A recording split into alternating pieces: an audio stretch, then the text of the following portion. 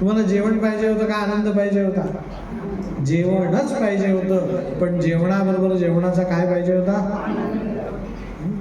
वस्त्र. वस्त्रात सुद्धा काय? आनंद. वस्त्र म्हणजे काय?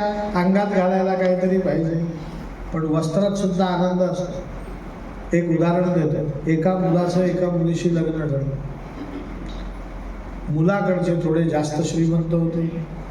मग या मुलीकडच्यांनी असं ठरवलं की तुमचे कपडे तुम्ही घ्या, आमचे कपडे आम्ही घेतो. फक्त 5 मानाचे लोक तुमचे, 5 मानाचे लोक आमचे. होकार दिला ते मुलाकडचे चांगले. तर आता विहिणीची साडी घेतली मुलीकडच्या लोकांनी. अगदी काठा पदराची 5,000 रुपये किमतीची साडी घेतली बरं का. पुण्याला नारायण पेठेतून. आणि साडी घेतली, पिशवीत ठेवली आणि सगळ्यांच्या साड्या खरेदी झाल्या. 5 इकडच्या घ्यायच्या होत्या, बाकी इकडच्यांना तर घ्यावं लागेल ना. जाऊबाई, नणंदबाई, अमकीबाई, तमकीबाई. तर साड्या भरणं चाललं. साडी बघायची आणि तिच्यावर काय लिहायचं. आता ती मुख्य बाई बसली, तिने नावं टावायला आपल्या एका बहिणीच्या मुलीला बसवलं, कॉलेज कुमारी. ती बसली नावं टाकायला. तर विहिणीचं नाव होतं इंदू. काय होतं? आणि मोलकर्णीचं नाव होतं इंदू. तर हिने ती विहिणीची साडी काढली, भरजरी, म्हणे ली हिच्यावर इंदू. ती कॉलेजची मुलगी, तिने विचारलं असं इंदू कसं काय लिहिणार नसतं. तिने लिहिलं इंदूबाई.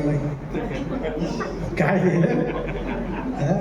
आणि थोड्या वेळाने चहा झाला, सगळे लोक इकडचे तिकडे झाले, परत साड्या लिहायला बसले. मुलगी बदलली आणि आता मोलकर्णीची साडी टाकण्याची वेळ आली. तिने सांगितलं लिही या साडीवर इंदूबाई. आता इंदूबाई नावाच्या किती साड्या झाल्या. आणि लग्नाच्या दिवशी या इंदूबाईची साडी त्या इंदूबाईला गेली. आपलं उदाहरण समजलं. विहिणीला साडी पाहिजे होती, दिली की नाही? दिली, पण ती साडी पाहून आनंद झाला का दुःख झालं? म्हणजे वस्त्रात सुद्धा काय आनंद आणि दुःख आहे. मला हे सांगायचं. प्रत्येक गोष्टीत मनुष्य काय शोधून काढतो. तुम्ही कथेत का बसले इथे?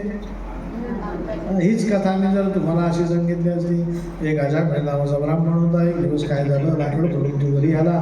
त्याचे प्राण जाण्याची वेळ आली. 4 प्रकारचे यम आले. एक पाठीवर बसला, एक पोटावर बसला. ते म्हणा कथा ऐकली आहे म्हणून आनंद काही आला. प्रत्येक गोष्टीत मनुष्य काय शोधत असतो. मग मुक्तीसारखा परमानंदाचा विषय आनंद रहित कसा स्वीकारायचा. तो तर कसा पाहिजे, आनंदाने युक्त. मग आनंद रहित आणि आनंद सहित मुक्ती कशी असते हे सांगण्यासाठी कथा सांगितली. परीक्षेचा अर्धी कथा तुला सांगितली, अर्धीच सांगायची. म्हणे कुठली? म्हणे ज्या वेळेस भगवंतांनी वराह अवतार घेतला त्यावेळेस हिरण्याक्ष नावाचा दैत्याचा वध केला. त्याचा भाऊ होता हिरण्यकश्यपू. त्याने फोन केला माझ्या भावाला मारणाऱ्या नारायणाचा. वधिष्यामी, मी काय करेन.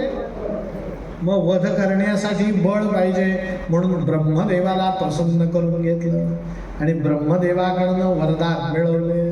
काय वरदान मिळवलं? म्हणे मला खाली मृत्यू नको, वर मृत्यू नको. म्हणे तथास्तु. स्त्रीकडनं मृत्यू नको, पुरुषाकडनं मृत्यू नको. म्हणे तथास्तु. पशुकडनं मृत्यू नको, पक्षाकडनं मृत्यू नको. म्हणे तथास्तु. म्हणे सकाळ दुपार रात्र मला मृत्यू नको. म्हणे तथास्तु. अजून म्हणे शस्त्राने मृत्यू नको, अस्त्राने मृत्यू नको. म्हणे तथास्तु. अजून काही बाकी आहे का? हिरण्यकश्यपूने खूप विचार केला. म्हणे ब्रह्मदेवा तुम्ही ज्योतिषी आहात. ब्रह्मदेव कोण आहे? ब्रह्मदेवाचं एक नाव आहे विधी. काय नाव आहे? चांगलं वाईट घडलं की आपण म्हणतो विधी लिखित होतं.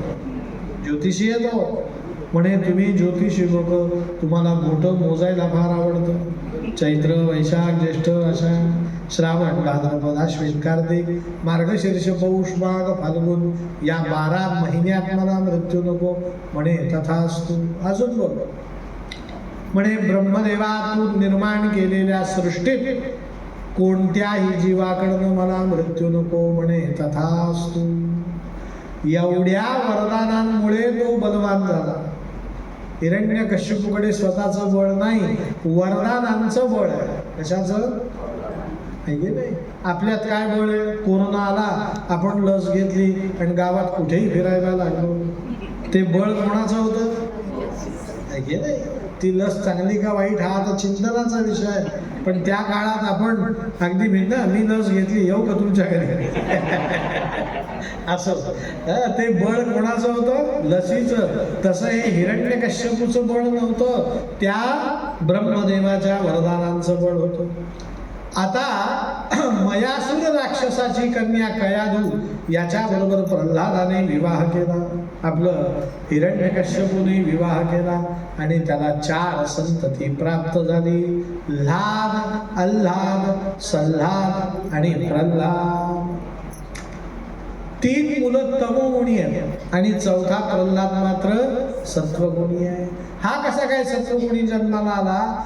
तर या कयाधूला हिरण्यकश्यपूची भीती वाटते इंद्राला, म्हणून इंद्राने कयाधूला पळवून नेलं. देवर्षी नारदांनी सोडवलं. घरी येईपर्यंत 1 रात्र मध्ये झाली. देवर्षी नारदांनी सांगितलं, एक कीर्तन ऐक म्हणे तू रात्र.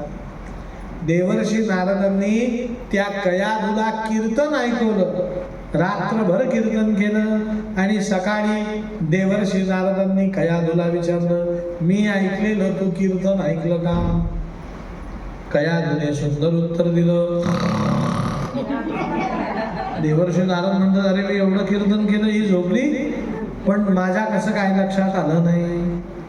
लगेच लक्षात आलं, अरे कोणीतरी मला मधून मधून हुंकार देत होता. हुंकार कोण देत होता? गर्भस्थ बालक. नारदांचं एक कीर्तन ऐकलं, तमोगुणी देह होता, काय झाला? सत्वगुणी. हरिपाठात ज्ञानेश्वर महाराज या कथेचं वर्णन करतात मोठ्या कौतुकाने. ते म्हणतात, सत्वर उच्चार प्रल्हादी बिंबला. एक कीर्तन ऐकलं, 10-20 नाही, तरी सुद्धा त्याचं काय झालं? कल्याण झालं. मी थोडंसं भागवत तुम्हाला शिकवतो बरं का. आता थोडंसं शिका तुम्ही, फक्त माझ्या प्रश्नाचे उत्तर द्याल का सगळेजण? सगळ्यांनी जय जयकार करा. गोपाल कृष्ण. देवर्षी नारदांचं कीर्तन कोणी ऐकलं? मोठ्याने सांगा. किंवा चहा पाजू का? उत्तर द्या. कोणी ऐकलं? देवर्षी नारद कुठला मंत्र म्हणतात? नारायण नारायण. त्यांनी कीर्तनात कोणाचं वर्णन केलं असेल? ते कोणी ऐकलं, म्हणून तो काय म्हणू लागला? तो उगीच नारायण नारायण म्हणत नाही. आईच्या गर्भात त्याला नारायण नामाची काय मिळाली आहे? दीक्षा मिळाली. तो काका मामा बाबा काही न बोलता काय बोलतो? इंस्टाग्राम वापरतात ना तुम्ही? इंस्टाग्रामला एक रील आहे. दक्षिण भारतातली एक स्त्री, ती स्त्री बालक गर्भात असताना त्या गर्भस्थ बालकाला रोज भगवद्गीता ऐकवायची. ते बाळ जन्माला आलं, 1.25 महिन्याचं बाळ. किती? पण आई जे म्हणते ते प्रत्येक शब्दाला तो स्वतंत्र हुंकार देतो. धर्मक्षेत्रे या शब्दाचा हुंकार निराळा, कुरुक्षेत्रे या शब्दाचा हुंकार निराळा. जणू ते आई बरोबर काय म्हणतं? भगवद्गीता म्हणतं. गर्भस्थ बालकावरती केलेला तो काय संस्कार आहे. असो, यांना शिक्षणासाठी दैत्य गुरु शुक्राचार्यांकडे पाठवलं आणि 1 वर्ष झाल्यानंतर परीक्षा घेण्यासाठी हिरण्यकश्यप उभा राहा. किती वर्षानंतर? लक्षात ठेवा, तेव्हापासून आजपर्यंत हा नियम आहे की परीक्षा नेहमी राजानेच घ्यायची असते. कोणी घ्यायची असते? तुम्ही जर ग्रॅज्युएशन कंप्लीट केलं असेल तर तुमच्या शेवटच्या पदवीच्या सर्टिफिकेटवरती कुलगुरूची सही असते आणि कुलपतीची असते. कुलपती हा नेहमी राज्यपाल असतो. कोण असतो? राजा. राज्याचा राजा आहे तो. आणि काही युनिव्हर्सिटीजमध्ये राष्ट्रपती असतो. कुलपती. पदवी देण्याचा अधिकार राजालाच. कोणाला? त्याला कॉन्व्होकेशन म्हणतात की नाही, पदवीदान समारंभ. ही पदवी कोणी द्यायची असते? नाही तर मी उद्या म्हणेन मी अमुक अमुक शिकलेलं. हे राजपात्रित ज्ञान असावं लागतं. असो, सगळ्यांची परीक्षा घेतली, सगळेजण उत्तीर्ण झाले. शेवटची परीक्षा प्रल्हादाची घेतली. म्हणे प्रल्हादा तू काय शिकला? प्रल्हादाने सांगितलं म्हणे बाबा मी खूप काही शिकलो. म्हणे काय शिकला? पहिलं उदाहरण दिलं. म्हणे हित्वात्मपातं गृहमंदकूपं वनं गतो यद्धरिमाश्रयेत. म्हणे बाबा 9 प्रकारच्या भक्ती आहेत आणि त्या योग्य वेळेस केल्या तर माणसाचं कल्याण होतं. श्रवणं कीर्तनं विष्णू स्मरणं पादसेवनं अर्चनं वंदनं दास्यं सख्यं आत्मनिवेदनं. योग्य वेळेस योग्य भक्ती केली तरच ती कल्याणकारक होते. श्रीराम जय राम जय जय कधी म्हणा? तोंडात 32 दात असताना. पुढे राम राम मुखात येत नाही, लांब लांब लांब म्हणतो मनुष्य. मग देवाला वाटतं आपल्यालाच म्हणतोय लांब लांब. भक्ती कधी करायची हो? नामस्मरण तोंडात दात असताना. नाही, तुम्हाला काय वाटतं हे भागवत मी असंच 50 वर्ष सांगू शकेन का? नाही. हळूहळू गात्र काय होतील? शिथिल होतील. ते शिथिल होण्याच्या आधी सांगा पंढरपूरची वारी कधी करायची. म्हणे माझं आता 58 वय झालं, मी रिटायर्ड झालो, या मुलीचं लग्न करतो, पुढच्या वर्षी जातो. एकनाथ महाराजांचं भारुड आहे, आवा चालली पंढरपुरा वेशीपासून आली घरा. पुढे काही होत नाही महाराज. आपलं शरीर आता जे उत्स्फूर्त काम करतं ते पुढे करत नाही. म्हणून योग्य वेळेस योग्य भक्ती माणसाने केली तरच ती कल्याणकारक होते. शाळेतलं उदाहरण घ्या. शाळेत 98-99% मार्क मिळवणारे स्कॉलर मुलं, त्यांची मुलाखत घेतली तर ते कधीच म्हणत नाही आम्ही 8-8 तास अभ्यास केला. ते म्हणतात आम्ही 1-2च तास अभ्यास केला, पण मनापासून केला, रोज केला, करायचा म्हणून केला नाही. आम्हाला काहीतरी प्राप्त करून घ्यायचं होतं, तो गोल डोळ्यासमोर ठेवून अभ्यास केला. आयुष्यात सगळंच करायचं असतं, सगळं अवश्य करा, पण भक्तीसाठी थोडीशी वेळ काय ठेवा? राखीव ठेवा. कारण पुढे इच्छा असताना सुद्धा भक्ती होत नाही. हिरण्यकश्यपूने ते ऐकलं. म्हणे प्रल्हादा तू म्हणतो ते सगळं कराय, पण भक्ती कोणाची करावी?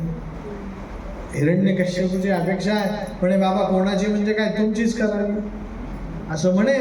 पण प्रल्हादाने सांगितलं म्हणे भक्ती करायला योग्य भक्त एक आहे. निष्कलो निरंजनो निर्विकल्पो निराख्यातः शुद्धो देव एको नारायणो न द्वितीयोऽस्ति कश्चित्. एकच भक्ती करायला योग्य, त्याचं नाव काय? नारायण. नारायण शब्द ऐकला हिरण्यकश्यपूचा तीळ पापड झाला. हिरण्यकश्यपूने लगेच ओढत ओढत फरफटत त्या प्रल्हादाला राजसभेत नेलं. गुरूंच्या मुलांना, बरोबरच्या विद्यार्थ्यांना राजसभेत नेलं. राजसभेत प्रधान मंडळाला बोलवून घेतलं, कयाधूला बोलवून घेतलं, प्रतिष्ठित नागरिकांना बोलवून घेतलं आणि आता प्रल्हादाला विचारलं. म्हणे प्रल्हादा तुला फार नारायणाचा अभिमान आहे ना, सांग तुझा नारायण कुठे आहे? म्हणे बाबा प्रश्नच चुकीचा आहे. माझा नारायण कुठे आहे काय विचारता?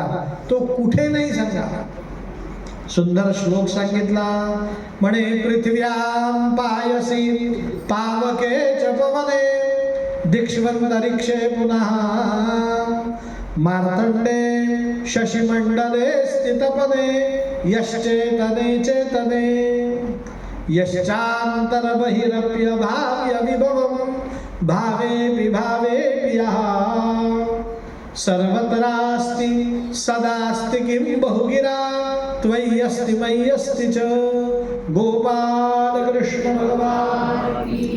फार महत्वाची गोष्ट सांगितली. नारायण सर्वत्र आहे, चेतन अचेतन दोनही वस्तू पदार्थांमध्ये, आतही आहे बाहेरही आहे. पण त्याच्याही पेक्षा महत्वाचं सदा असती, सर्वत्र असती. सदा असती. तो सकाळी 9 ते 10 आहे, 11 ते 12 नाही, 12 ते 1 लंच टाईम ही भानगड नाही. सदा असती. प्रत्येक वस्तू पदार्थात नारायण कसा आहे? सदा आहे.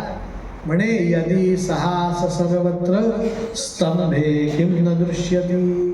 तो जर सगळ्या ठिकाणी आहे तर या स्तंभात का दिसत नाही? आता प्रल्हादाचं लक्ष काही स्तंभाकडे नव्हतं. अचानक स्तंभाचा उल्लेख झाला म्हणून सगळ्यांनी कुठे पाहिलं? प्रल्हादाने पाहिलं. म्हणजे बाबा तुम्हाला दिसत नाही? मया दृश्यते, मला तर तो दिसतो. म्हणून भागवतात सांगितलं हिरण्यकश्यपूने ताडकन उठून सिंहासनावर गदा मारली. नरसिंह पुराण सांगतं हिरण्यकश्यपूने लाथ मारली. पण आपण भागवत ऐकतोय त्यामुळे काय मारली? गदा मारली. तो स्तंभ कडकडला, खाली गळून पडला आणि आश्चर्य घडला. विष्णुदास नावाचे कवी म्हणतात कडकडीला स्तंभ गडगडिले गगन अवनी होत आहे कंपायमान. स्तंभ कडकड कडकड आवाज करून खाली पडला. आकाशात ढगांचा गडगडाट झाला. धरणी कंपाला. म्हणे असं काय घडलं? म्हणे 1 कोटी सूर्यांचं तेज घेऊन साक्षात नारायण स्तंभातून प्रगट झाले. कोणत्या रूपात? म्हणे भूभृत भुजंगम प्रलयरवलम प्रज्वलज्वालमालम खरजरजम खरजदुर्जम खिकचखचखचित खरजदुर्जरजयन्तम भूभागम भोगभागम गगगगगगनम गर्दमत्यग्रगण्डम स्वच्छं बुच्छं स्वजनजननुतः पातु मां नारसिंहः. श्री लक्ष्मी नरसिंह भगवान की जय. नवजात शिशूला, बाळाला आई जशी सहज उचलते तसे नरसिंह भगवंत प्रगट झाले. दैत्यराज हिरण्यकश्यपूला उचललं आणि कुठे जाऊन बसले? राजवाड्याच्या उमऱ्यावर. हिरण्यकश्यपूने सांगितलं तू मला मारू शकत नाही. म्हणे का? म्हणे मला ब्रह्मदेवाचे वरदान. म्हणे असं का? आधी त्या वरदानांकडे पाहतो मग तुझ्याकडे पाहतो. काय वरदान आहेत? म्हणे मला खाली मृत्यू नाही, वर मृत्यू नाही. भगवंत म्हणतात तुला खाली मारत नाही, वर मारत नाही, माझ्या मांडीवर मारतो. कारण माझी मांडी कशी आहे? विश्वाधारम. विश्वाला आधार मांडी आहे. खालीही मांडी आहे आणि वरही मांडी आहे. त्यामुळे तुला खाली मारलं असंही म्हणता येत आणि वर मारलं असंही म्हणता येत नाही. ब्रह्मदेवाचं पहिलं वरदान असत्य झालं. दुसरं वरदान काय? म्हणे मला सकाळ दुपार रात्र मृत्यू नाही. भगवंत म्हणतात खात्री करून घे. इदंतु संध्या भेदाया. सकाळी नाही, दुपारही नाही, रात्र नाही. कुठली वेळ आहे? म्हणे मला नराकडनं मृत्यू नाही, नारीकडनं मृत्यू नाही. भगवंत म्हणतात मी नर नाही, मी नारी नाही, मी नारायण आहे. तिसरं हे वरदान काय झालं? असत्य झालं. म्हणे मला पशु पक्षाकडनं मृत्यू नाही. भगवंत म्हणतात मी पशु नाही, मी पक्षी नाही, मी सच्चिदानंद घन पूर्ण परब्रह्म आहे. चौथंही वरदान असत्य ठरवलं. म्हणे मला शस्त्राने मृत्यू नाही, अस्त्राने मृत्यू नाही. भगवंत म्हणतात हे बघ मी शस्त्र अस्त्र काहीही आणलेले नाहीत. माझ्या नखांनीच तुझा मी काय करतो? वध करतो. नख हे काही शस्त्र आहे का? नख हे काही अस्त्र आहे का? भगवंतांनी 6वा सुद्धा वरदान असत्य ठरवलं. अजून म्हणे मला चैत्र वैशाख ज्येष्ठ आषाढ आधी 12 महिन्यांमध्ये मृत्यू नाही. भगवंत म्हणतात मला हे माहिती होतं म्हणून तुझ्यासाठी खास 13वा स्पेशल महिना तयार केला. इदंतु मौढ्य मासम. मौढ्य मास म्हणजे अधिक महिना. याचा अर्थ नरसिंहाने हिरण्यकश्यपूचा वध अधिक वैशाख मासात केला. कुठल्या महिन्यात? हाही वरदानाचा भाग संपवला. अजून म्हणे मला ब्रह्मदेवाच्या सृष्टीत हे वरदान नीट आहे का? म्हणे मला ब्रह्मदेवाच्या सृष्टीत एकाही जन्मलेल्या प्राण्यापासून मृत्यू नाही. भगवंत हसायला लागले, म्हणे हे बघ हिरण्यकश्यपू, ब्रह्मदेवाच्या सृष्टीतला मी नाही, माझ्या सृष्टीतला ब्रह्मदेव आहे. लक्षात आलं का वाक्य? मी सृष्टी बनवली, त्या सृष्टीत 2च जण जन्माला आलेत, एक कमळ आणि एक ब्रह्मदेव. माझ्या सृष्टीतला ब्रह्मदेव आहे, त्यामुळे या नियमात मी बसत. सगळे वरदान असत्य केलं आणि भगवंतांनी हिरण्यकश्यपूचं उदर विदीर्ण केलं, पोट फाडलं. का हो? गळा का नाही आवडला? प्राणच घ्यायचे होते ना. डोकं का नाही फोडलं? पोटच का फाडलं? कारण भगवंतांनी पुढे कृती केली. हिरण्यकश्यपूचं पोट फाडून त्याच्या पोटातले आतडे बाहेर काढले आणि त्या आतड्यांची माळ नरसिंहांनी स्वतःच्या गळ्यामध्ये धारण केली. म्हणून नरसिंह भगवंतांचं नाव झालं आंत्रमाली भगवान की जय. आतड्यांची माळा धारण करणारा. आतड्यांची माळ का धारण केली?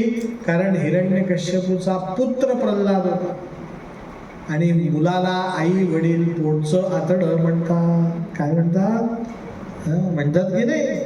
मग भगवंत म्हणतात पहिली खात्री करून घेतली, म्हणे याच्या पोटात अजून एखादं प्रल्हादासारखं नररत्न तर नाही ना. खात्री करून घेतली आणि ते नव्हतं, म्हणून प्रल्हादासारख्या पुत्राला याने जन्म दिलाय ना, मग याचा सन्मान राखला पाहिजे. म्हणून त्याचे आतडे कुठे घातलेत? गळ्यात घातले. हिरण्यकश्यपूचं कलेवर फेकून दिलं. पुढची कथा नंतर सांगतो. मी तुम्हाला प्रश्न विचारतो, का हो? हिरण्यकश्यपूचा मृत्यू भगवंतांच्या मांडीवरती झाला, त्याला काय मिळाली असेल? पण मुक्तीचा आनंद मिळाला का? तो घाबरत घाबरत गेला. लोक स्कुबा डायव्हिंग करतात, माहिती का तुम्हाला? समुद्राच्या तळाशी जातात. काही जण त्याचा आनंद घेतात आणि काही जण घाबरत घाबरत जातात समुद्राच्या तळाशी. नाही, मी माझी मुलगी गेलो होतो, माझ्या मुलीने आनंद घेतला, मी मात्र मला सोडा, मला धरा, मला वर जाऊ द्या, बोलताही येत नाही, कोणालाही सांगावं लागतं. एका ठिकाणी आनंद आहे, एका ठिकाणी काय आनंद रहित आहे. ती खूप सांगते, मी निळ्या रंगाचा मासा पाहिला, पिवळ्या रंगाचा पाहिला. मी म्हटलं मी साक्षात यमदेव पाहिला. कोणी काय पाहायचं असतं हे आनंदावर अवलंबून. कशावर? त्याला मुक्ती मिळाली पण आनंद मिळाला म्हणजे आनंद रहित मुक्ती काही उपयोगाची. आनंद सहित मुक्ती पुढे प्रल्हादाला मिळाली. कोणाला मिळाली? एकाला आनंद रहित, एकाला. पण प्रल्हादाने वरदान घेतलं भगवंताकडनं, म्हणे देवा माझ्या घराण्यात आता राक्षस जन्माला येऊ देऊ नको. हिरण्यकश्यपू मृत पावल्यानंतर सिंहासनावरती आले, नरसिंह भगवंत बसले आणि मग त्या सिंहासनावर प्रल्हादाला बसवलं. म्हणे आता हे सिंहासन शुद्ध झालं. प्रल्हादाने उत्तम प्रजापालन तत्पर राज्य केलं. या प्रल्हादाला पुत्र झाला, त्याचं नाव विरोचन, आणि विरोचनाला पुत्र झाला, त्याचं नाव राजा बली. काय नाव? हा बली राजा. बली या शब्दाचा अर्थ मराठीत बळी घ्या बरं का. बळी म्हणजे काय? बळी, बलवान, बलसंपन्न होता. दैत्यगुरु शुक्राचार्यांनी या बलिराजाचं कान भरून दिले. म्हणे पण बलिराजा, आपल्या दैत्य कुळात तुझ्यासारखा राजाच झाला नाही. ते खरं होतं, तो विष्णूचा भक्त होता. म्हणे आपल्या दैत्य कुळाला इंद्र होण्याचा मान मिळालेला नाही. तू इंद्र हो, यू आर कॅपेबल. म्हणे असं. हा घोड्यावर बसला आणि इंद्राकडे गेला. म्हणे इंद्रा उठ, मला बसायचं.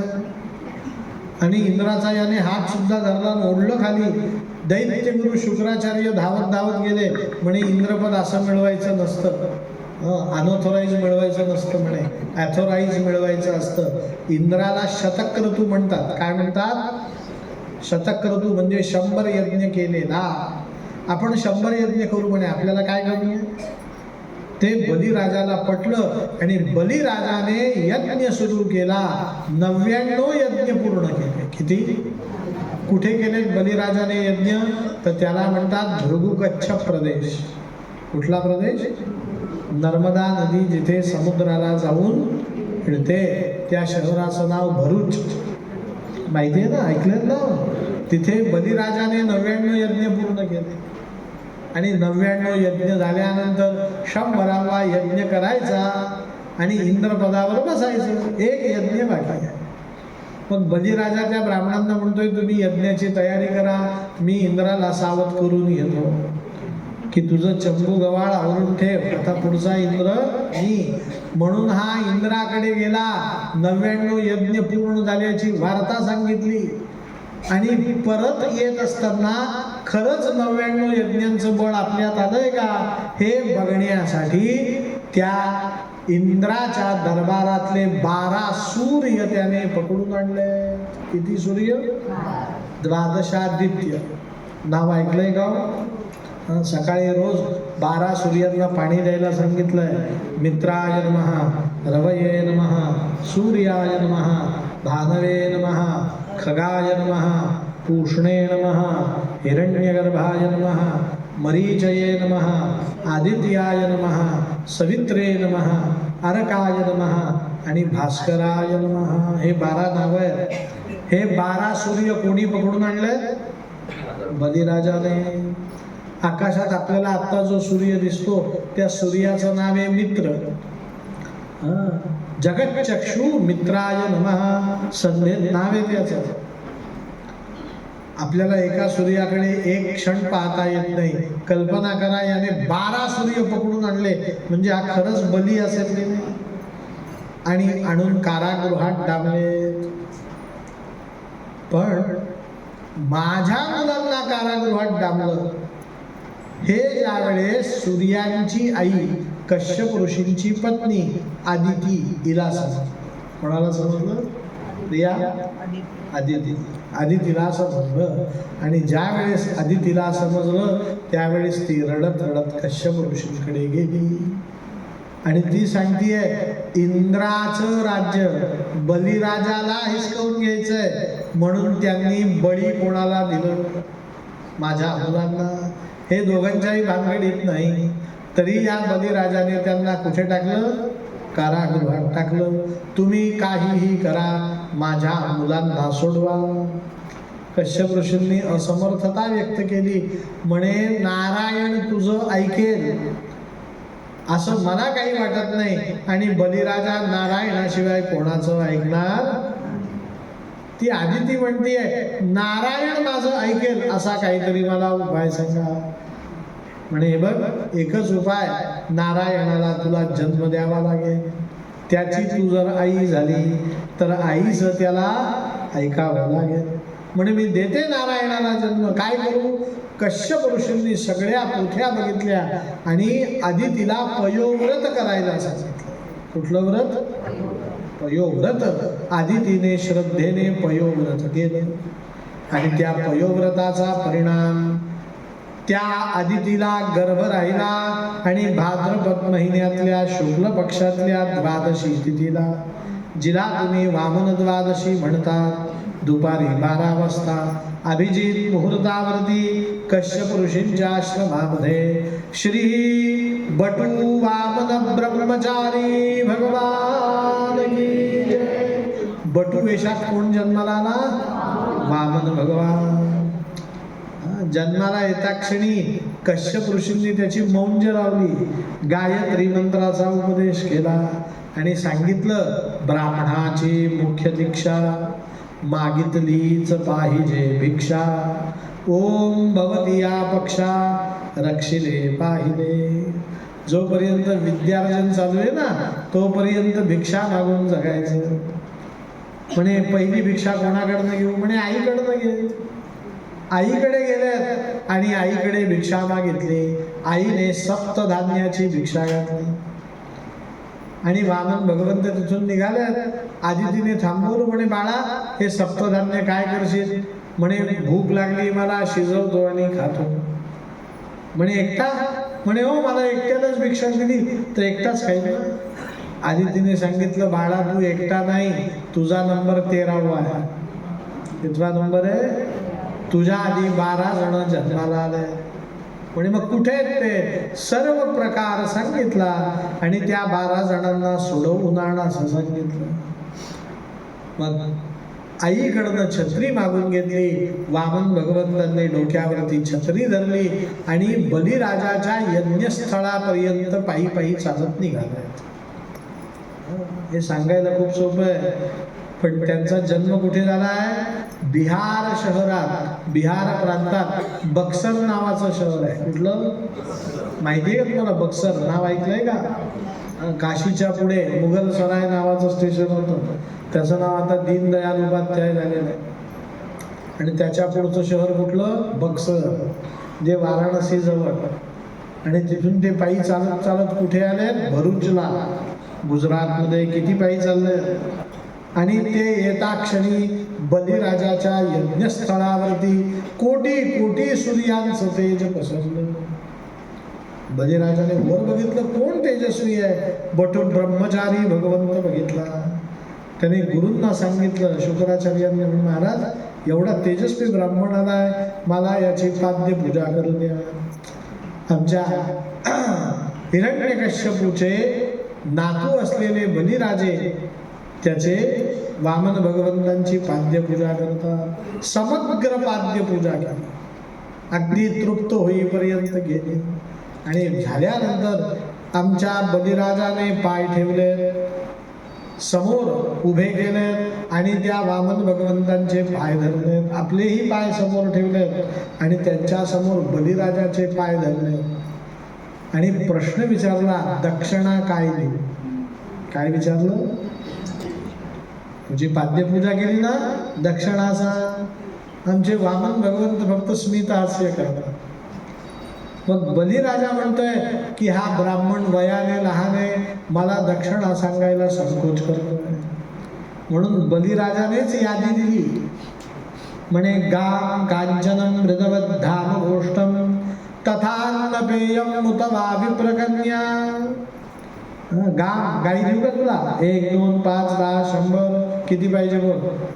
कांचनम सोनं पाहिजे, किलो 2 किलो. आत्ता शिकतो 1,60,00,000 भाव झाला आहे. 2 किलो देतो चल तुला. गाम कांचनम मृदवद्धाम गोष्टम. किती आमचं संस्कृत भाषा वैभवाने युक्त आहे. मृदवद्धाम गोष्टम म्हणजे काय? तू नकाशा काढलेलं घर, नकाशा तुझा बांधून कोण देणार? मी. म्हणजे प्लॅन तू काढायचा, बांधून मी देणार. मृदवद्धाम गोष्ट. तू म्हणत असशील तर अन्नपेयम, अन्नाची सोय करण्यासाठी शेत, आणि पेय म्हणजे पिण्याच्या पाण्यासाठी विहीर सुद्धा देतो. हे कमी का काय? पुढे म्हणतो मुतवा विप्रकन्या, आणि तुझी इच्छा असेल तर ब्राह्मणाची मुलगी मांडीवर दत्तक घेऊन तुला दान देतो, कन्यादान करतो, विवाह लावून देतो.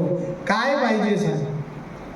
वामन भगवंतांनी सांगितलं, हे काहीच नको, देणार असशील तर पदानि त्रीणि दैतेंद्र संमतानि पदा मम. मला 3 पावलं जमीन दे, पण माझ्या पावलांनी मोजलेली. म्हणे मान्य दिली. आमचे वामन भगवंत उभे राहिले आणि विश्वरूप धारण केलं. दुधाच्या पातेल्यात दूध ठेवल्यानंतर हळूहळू जसं ते वर येतं तसं वामन भगवंतांचं शरीर वर जाऊ लागलं, विश्वव्यापक झालं. आणि पहिल्याच पावलामध्ये भगवंतांनी भूलोक, भुवालोक, स्वहालोक, महालोक, जनहालोक, तपहालोक आणि ब्रह्मदेव बसतात तो सत्यलोक व्यापून टाकला. दुसरं पाऊल तल, अतल, वितल, तलातल, महातल, रसातल आणि पाताल सर्व भूमी व्याप्त करून टाकली. आता तिसरं पाऊल ठेवायला जमीन शिल्लक राहिली. विचारलं त्यांनी खाली, त्यांचं विश्वव्यापक रूप आहे ना, त्यांनी असं विचारलं, म्हणे बली तिसरं पाऊल कुठे देऊ? बलिराजाने मोठं सुंदर उत्तर दिलं. म्हणे महाराज दान संपलं, पण दानी अजून संपलेला नाही. वाक्य लक्षात आलं का?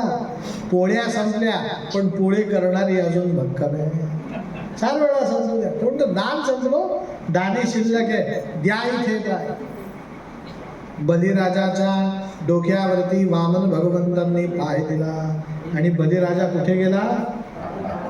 पण बलिराजा 7 जण इकडे बसतात, 7 जण इकडे बसतात ना, भागवत ऐका ना, त्यात तो एक आहे. तो काही सामान्य होता का? त्याने युक्ती केली, भगवंतांनी पाय दिला आणि त्याने दोन्ही पाय धरून ठेवले. परिणाम गाड्याबरोबर वामन भगवंत सुद्धा कुठे? पाताळात. दोघांनाही फार आनंद झाला. भक्त म्हणतात देवा तुझ्यासाठीच माझा जन्म, देव त्याला म्हणतात भक्तासाठीच माझा जन्म. भागवतातलं वाक्य आहे, परस्परम प्रशंसंती. पाताळात हे एकमेकाची काय करतात? तो बलिराजा म्हणतो देवा बरं झालं पाताळात आलो, म्हणे फार वरती वीट आला. नारायणाने सांगितलं म्हणे माझंही तसंच आहे, मलाही वीट आला म्हणे. आता आपण इथे हॉलिडे, आपलं काय विकेंड होम पाताळात बनव. म्हणून बलिराजाने वामन भगवंतांचं मंदिर पाताळात बांधलं आणि रोज बलिराजा वामन भगवंतांची पाताळात पूजा करू लागला. ही घटना घडली कार्तिक शुद्ध प्रतिपदा. तिला तुम्ही बली प्रतिपदा म्हणतात ना, दिवाळीचा पाडवा. मोजा पुढे कार्तिक पूर्ण प्रतिपदाच आहे ना. कार्तिक, मार्गशीर्ष, पौष, माघ, फाल्गुन, चैत्र, वैशाख, ज्येष्ठ आणि आषाढ 9 महिने गेल्यात. श्रावण लागला. लक्ष्मी देवी म्हणतात हे नारायण अजून का आले नाही? 9 महिने झाले. मग यांचा पत्ताही नाही. पत्ता सांगणारे एकच आहे, त्यांचं नाव देवर्षी नारद. नारदांना बोलून घेतलं म्हणे नारदा गाव आमचे हे कुठे, कधी परत येणार? तुम्हाला त्यांचं सगळं माहिती. आमच्या नारदांनी सांगितलं हे कुठे? पाताळात. परत कधी येणार? म्हणे बहुतेक कधीच नाही. त्यांचं खाली मजेत सुरू आहे म्हणे. ती लक्ष्मी देवी रडायला लागली, नारदांना विनवू लागली काही करा त्यांना परत आणा. देवर्षी नारद म्हणतात पती तुमचा आणि आणायचा मी, तुम्ही गेलं पाहिजे, तुम्ही आणायचा. म्हणून देवर्षी नारदांनी युक्ती सांगितली. श्रावण महिन्यातल्या पौर्णिमेला लक्ष्मी देवी पाताळात गेल्या. बलिराजाला राखी बांधली. काय बांधली? आणि बलिराजाला औक्षण केले. बलिराजा दानशूर हो, त्याने स्वतःला दान दिलं. त्याने लक्ष्मीला विचारलं काय पाहिजे? म्हणे हा नारायण पाहिजे. ओवाळणीत काय मागून घेतला? आमच्या बलिराजाला फार आनंद झाला. बलिराजा म्हणतो या पृथ्वीवरचा एकमेव पुरुष मी आहे की ज्याने नारायणालाही दान दिलं आणि लक्ष्मीलाही.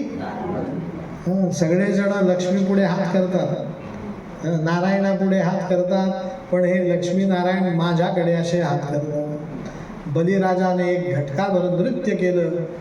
आता नारायण भगवंत निघाल्यात पण बलिराजाला आलिंगन दिलं. म्हणे बलिराजा तुझ्यासारखा भक्त नाही, सर्वस्व दान दिलं तू. ज्या अर्थी तुझ्या डोक्यावर पाय दिला मी, त्या अर्थी पायाखालचं सगळं कोणाचं झालं? माझं झालं. सर्वस्व दान दिलं. अरे कशाला त्या शुक्राचार्यांच्या नादाला लागला? इंद्रपदाची अपेक्षा ठेवली. असा इंद्र मधून अधून बदलता येत. एकदा मी नेमला की नेमला 4 युगांसाठी. झाला का तुझा 100वा यज्ञ पूर्ण? होणारच नव्हता. पण आता इंद्रपदाची अपेक्षा ठेवली ना, जोपर्यंत तुला इंद्र होता येत नाही तोपर्यंत तुला मुक्ती नाही.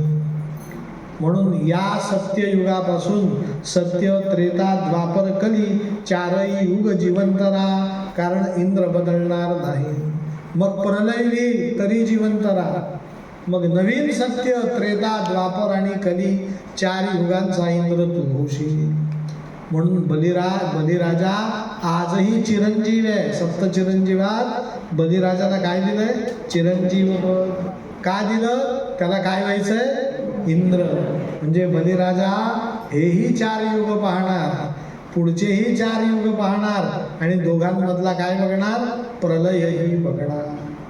पण नारायणाच्या डोळ्यातनं अश्रू आले आणि बलिराजा तुझ्यासारखं सर्वस्व दान देणारा पुरुष या पृथ्वीवरती जन्माला आला नाही, येणारही. पण यदा कदाचित कोणी सर्वस्व दान दिलं तर आठवण तुझी केली जाईल. बघा 16-16, 17-17 वर्षाची मुलं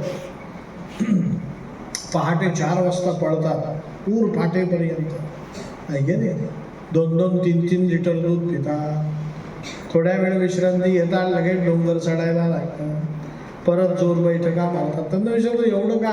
म्हणे आम्हाला आर्मी जॉईन करायची. काय करायची? आमची छाती भरली पाहिजे, उंची भरली पाहिजे. ऐके नाही, अहो 15-16 वर्षाचीच मुलं आर्मीत जातात, 3व्या वर्षी तर रिटायर्ड होतो मनुष्य आर्मीत. हे नाही, सीमेवरती उभं राहणं कोणाचं काम आहे? ज्यांचं रक्त सळसळतं. असे ते 16, 17, 18 वर्षाचे मुलं घरावर तुळशीचं पान ठेवून आईला नमस्कार करून मी कदाचित येईन, आलो तर तुझा, नाही तर भारत मातेचा, असं म्हणून घराबाहेर जातात. त्यांना मृत्यू माहिती सुद्धा नसतो, घाबरतही नाही. ते सीमेवरती बंदूक घेऊन फिरतात. अचानक कुठून तरी गोळी येते, छातीत घुसते आणि ते धारातीर्थी पडतात. तरुण मनुष्य, ज्याने अजून सगळा संसार पाहणं ज्याचा बाकी आहे, मग आपण त्याचं कौतुक करतो. अमुक एका व्यक्तीने देशासाठी बलिदान दिलं. कुठलं दान दिलं? कोणाची आठवण काढली? ऐके नाही, आपला भारत देश स्वतंत्र व्हावा म्हणून अनेक क्रांतिकारकांनी काय दिलं? सर्वस्व दिलं. तर काय, एक मनुष्य कथा सांगली, माझ्याजवळ आला, 10 रुपये काढले, पोथीवर बोलले, म्हणे आपलं हे बलिदान. याला बलिदान नाही म्हणा. त्याच्यासाठी काय द्यावं लागतं? कायेन वाचा मनसेंद्रियर्वा बुद्ध्यात्मना वा प्रकृती स्वभावात करोमि यद्यत् सकलं परस्मै नारायणायेति समर्पया. भगतसिंग, सुखदेव, राजगुरू यांना काय मिळालं? त्यांना स्वातंत्र्य मिळून 77 वर्ष झाले, त्यांना मरून 95 वर्ष झाले, त्यांना अजून साधा भारतरत्न मिळाला का? काही मिळालं नाही. पण त्यांनी देशासाठी काय दिलं? त्यांना मुक्ती कधीच मिळाली नाही. आपलं शासन इतकं निष्क्रिय आहे, त्यांना पद्मभूषण नाही, पद्मविभूषण नाही, पद्मश्री नाही. खरं तर ते भारतरत्नाचे काय स्वातंत्र्यवीर सावरकर आहेत की नाही? समुद्रात उडी मारली. आपण जगन्नाथपुरीच्या चंदन तलावात उडी मारणार नाही. मी काल पाय धुवायला गेलो होतो, बायकोने 3 वेळा हात धरला, जाल पडा. त्यांनी कुठे उडी मारली? समुद्रात. भारतरत्नाचे अधिकारी आहेत की नाही ते? पण त्यांचं बलिदान ग्राह्य धरलं गेलं. तुमची किंमत कोणी करो अगर न करो, कोण करत असतो? गोपाल कृष्ण भगवान. भागवतात स्वच्छ लिहिलं, बलिराजा इंद्रपदासाठीही चिरंजीव आहे आणि दान रूपानेही चिरंजीव आहे. श्री बली महाराज की. 10 मिनिटात कृष्ण जन्म सांगतो, कथा संपवतो. पण परीक्षित राजाने एक प्रश्न विचारला. कथितो वंश विस्तार भवता सोमसूर्ययोः राज्ञा चोभय वंशानां चरितं परमाद्भुतम्. महाराज, तुम्ही मला सुंदर भागवत सांगितलं, फक्त माझी एक शंका आहे, सूर्यवंश चंद्रवंश कसा जन्माला आला? मग शुकमुनींनी सूर्य चंद्रवंशाच्या जन्माची कथा सांगितली. सगळ्यांचं लक्ष, डोळे आणि कान माझ्याकडे पाहिजे, तर तुम्हाला सूर्य चंद्रवंश समजेल. सगळ्यांनी जय जयकार करा. गोपाल कृष्ण भगवान. सगळ्यांचे डोळे माझ्याकडे आहेत का? कान आहेत का? थोडीशी कालची कथा लक्षात ठेवायची, म्हणजे आजची कथा लक्षात येते. भगवंत आदि नारायण, नारायणाच्या नाभीपासून कमल, कमलावरती ब्रह्मदेव. आठवतं ना कालचं? या ब्रह्मदेवाने 14 जणांची संकल्पसृष्टी बनवली. नावं सांगितले काल. या 14 जणात 7व्या नंबरला जन्माला आलेत कश्यप ऋषी. या कश्यप ऋषींची पत्नी आहे अदिती. या अदितीला पुत्र झाला, त्याचं नाव मरीची. आणि या मरीची नावाच्या सूर्यापासून जो वंश वाढला, त्या वंशाला म्हणतात सूर्यवंश. काय म्हणतात? भगवान आदि नारायण, नारायणाच्या नाभीपासून कमल, कमलावरती ब्रह्मदेव. ब्रह्मदेवाने संकल्पसृष्टी 14 जणांची बनवली. त्यात 3ऱ्या नंबरला जन्माला आलेत महर्षी अत्री. कोण जन्माला आलेत? ती अत्रींची पत्नी होती अनसूया. ती पतिव्रता थोर, तिची परीक्षा पाहिला ब्रह्म विष्णू रुद्र आले.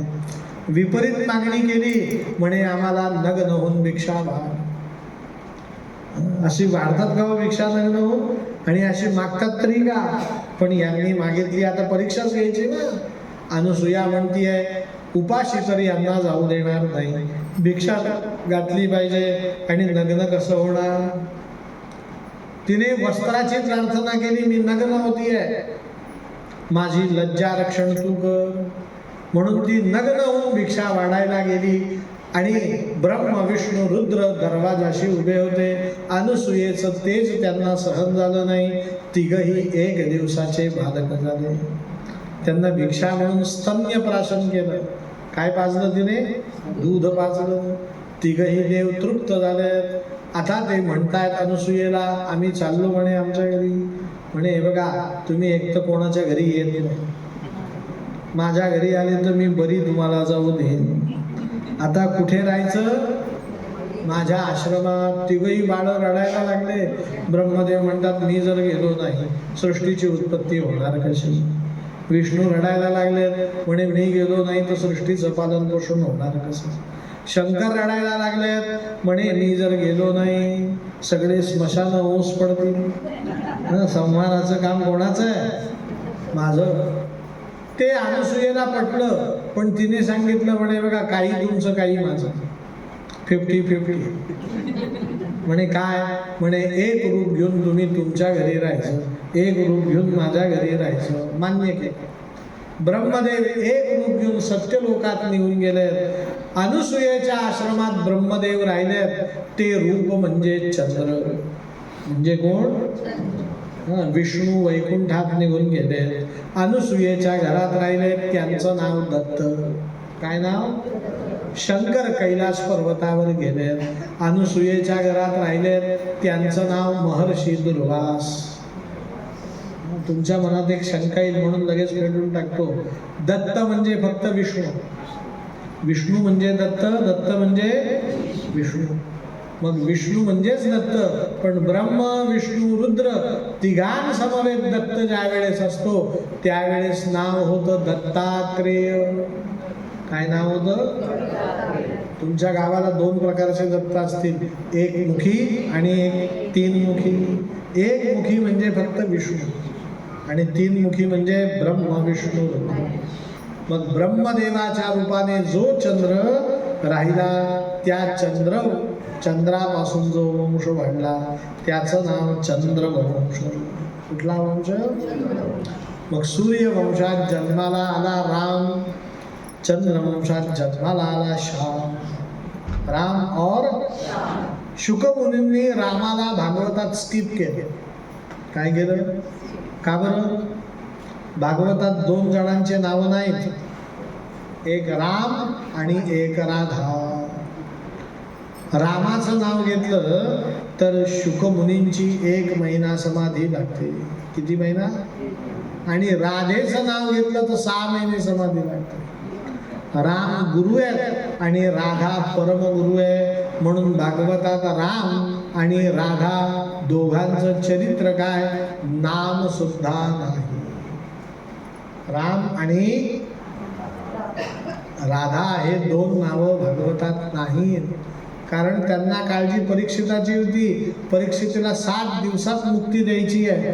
यांनी राम शब्द उच्चारला असता महिनाभर समाधी लागली असती, तर कथा अपूर्ण ठेवली गेली असती आणि परीक्षित राजाचा मृत्यू झाला असता.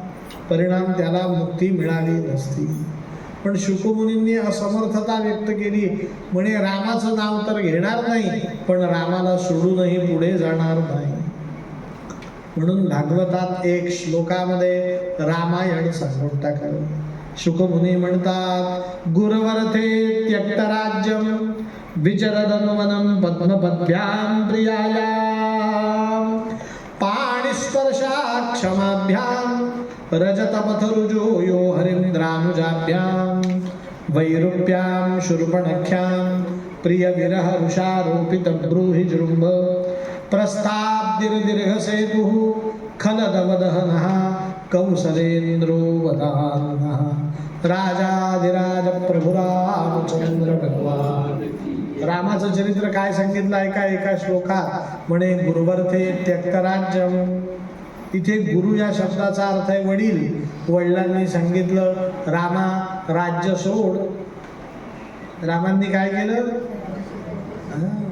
कथा सांगितली पाहिजे. एक दिवस राम सिंहासनावर बसले होते. त्यांच्या राजा दशरथ आले. म्हणे रामा पुढच्या पुष्य नक्षत्राला तुला राज्याभिषेक होणार, त्या सिंहासनावर बसवणार. राम एकही शब्द बोलला नाही, आनंदही व्यक्त केला नाही, दुःखही नाही, फक्त मान डोलवली. माझ्याकडे बघा रामाने काय केलं. आलं पुष्य नक्षत्र परीक्षिता. तोच राजा दशरथाला म्हणे रामा आय एम सॉरी, सिंहासन नाही, 14 वर्ष वनवास. किती वर्ष? प्रभू रामचंद्रांनी काय प्रतिक्रिया केली? परत सुख नाही, दुःख नाही, परत फक्त काय हलवली? याला म्हणायचं राम.